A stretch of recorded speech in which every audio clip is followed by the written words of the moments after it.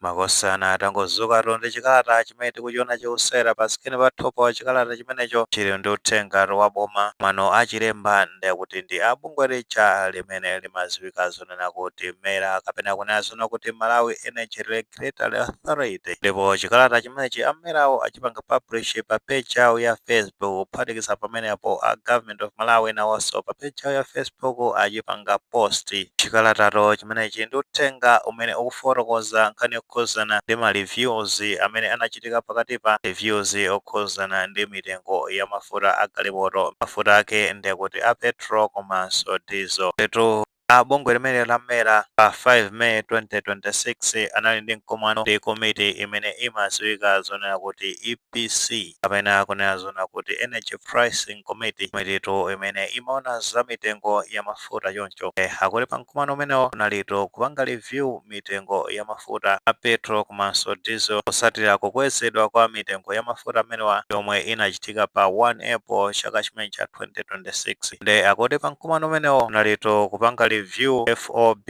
kapena kunena zona kuti free on board, average free on board, na kungofotokoza kunena zona kuti tengoto imene imachajidwa after akawerengera china chilichonse kuti fuel afike pa pampo, tengoto imene kumakhala road freight rates komanso ka rail rates kuphatikiza pamenepo handling fee komanso achina insurance ndi zina zotero. Nde akunena zona kuti bodi amera mwezi umene wa May inakhalira pasi kuyamba kuwunikira mitengo imene ikuyendera tengeranso ndi average free on board pena kunena zona kuti FOB maso potsatira njira imene matsata padakali pano pa makamaka yokhuzana ndi imene mitengo ya mafuta ikuyendera. Paja panopa aboma apanga adopt system ija imene imaziwika zona kuti APM kapena kunena zona kuti automatic pricing mechanism, imene imatanthauza zona kuti akakweza mafuta kunjako after ndekuti akawerengera zonse achina FOB ndi zina zonse kuti kumalawiso pampo fuel akuyenera kukwezedwa kapenanso akuyenera kutsitsidwa potengera the minimum percentage imene anayika aboma paja anayika 5%. Kutino ngati mafuta kunjako atsitsa below 5% ndekuti no kumalawi akuyeneranso kutsitsa mitengo ya mafuta amenewo kandi kuti ndi diesel ka petrol akuyenera kuchitanso chimodzimodzi. Kuphatikiza pamenepo ndekuti no ngati mafutawo akweza kunjako akawerengera zonse achina FOB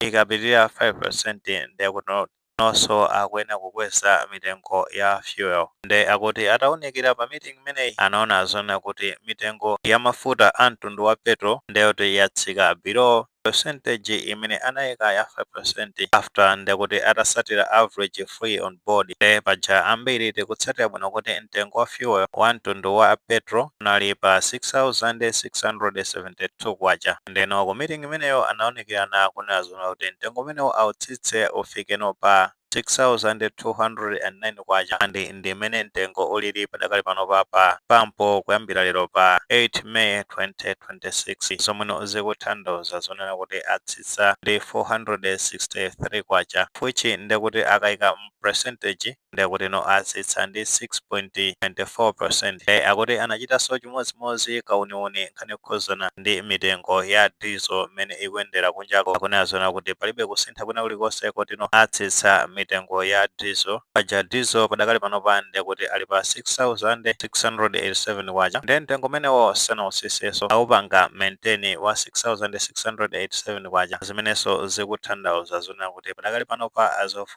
pa 8 May 2026 anthu akapita pa pampo mtengo wa fuel ndekuti uli chimodzimodzi fuel wa diesel umenewo. Ndi muchikalata chimenechi anapitirira kuyika noti kunena zona kuti potengera kuti kumazakhala fuel levy kumakhala ndithu ka ndalama kena kake kamene kamadulidwa kumasungidwa kunena zona kuti atha kumapanga stabilize mitengo ya fuel imeneyi kuti mwina mwake ngati yakwera mwina mwake ndekuti no mitengo imeneyi atha kuipanga maintain kuti zikhala constant potengeranso ni ma calculations yawo imene akuyendera. Ndi akunena zona kuti padakali panopa kunjako after kuwerengera china chilichonse mtengo wa mafuta a mtundu wa diesel unakwera mopitirira 5% ija, akuti unakwera ndithu kufika pa 7.56%, zimene zikutanthauza zonena kuti kunoko ndekuti pa pampo fuel wa mtundu wa diesel amayenera kukweza kutengeranso ndi percentage imene wakwerera kusatira system ya APM imene amakhala akusatira amera padakali pano pano akunena zona kuti mitengo imeneyi ayipanga maintain makamaka mtengo umene wa 6687 kwacha pa zifukwa zonena kuti ndalama zimene amakhala kutolera zijazo zimene amazitchula kuti price stabilization fund pakati pa ndithu atolera ndalama yokwanira bwinobwino yoti atha kupanga cushion lino mitengo ya fuel imeneyi isakwere padakali pano zimene zikutanthauza zoti malamoti anakakwezanso mafuta amenewo a mtundu wa diesel ndakuti angotenga ndalama imeneyo kupereka koko ndi chilingo choti mitengo isakwere ndi zimene kufotokoza pamene pa hamera komano akupitiriza kufotokozera kunena zona kuti bungwe imene lamera kamaka board imene yamera komanso komiti ya energy pricing imeneto imaona za mitengo ndikutino chidwi chawo chili pamene mitengo ikuyendera kunjako yokhuzana ndi mafuta amenewa kutino ngati ngakhale ma adjustments ena aliwonse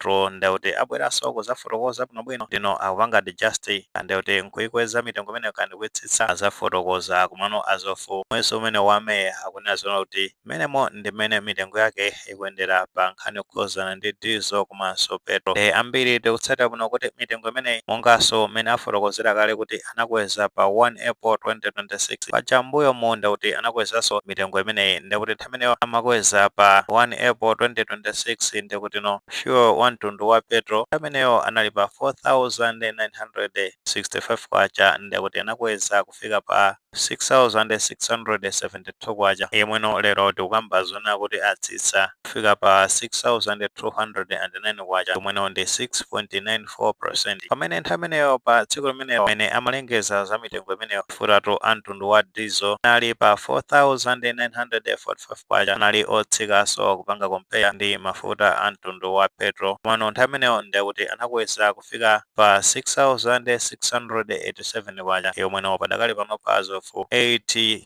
May 2026 ndikuti mtengo wake ndi umene wa 6687 wacha ikapita ndikuti papambo of course posatira ma adjustment amene achitika pa 1 April 2026 anthu ambiri sanakondwe makamaka ndi ma adjustments amene anthu amakhala akudandaula kunena zoti boma ndikuti likwasenda kwambiri enanso amazabwera ndi arguments kumanena zona kuti adjustment imene achita ku Malawi si unjustifiable makamaka akamapanga compare ndi imene maiko ena amachitira kunjako mitengo ya mafuta ndithu kumapanga compare ndi maiko amene azungulira Malawi amazanena zonena kuti adjustment imeneyo yafikatu mpaka na $1 na kumaza kamba zomwe linali below $1 ena above $1 komano ma critics anabwera makamaka pa nkhani yokhuzana ndi kusowa kwa fuel amene paja nkhani yokhuzana ndi ma adjustments ya ma price tinaona kuti board imene yamera inabwera kuzapanga justify bwinobwino zifukwa zimene amapanga adjust mafuta amenewo andi nkhani yokhuzana ndi kusowa kwa fuel yawo ndikuti no inachimaso kwambiri ambiri tikutsalira kuno kuti anthu akhala kupanga struggle kuti apeze fuel and challenge imeneyo sizoti inatheratu titha kunena zona kuti padakali panopa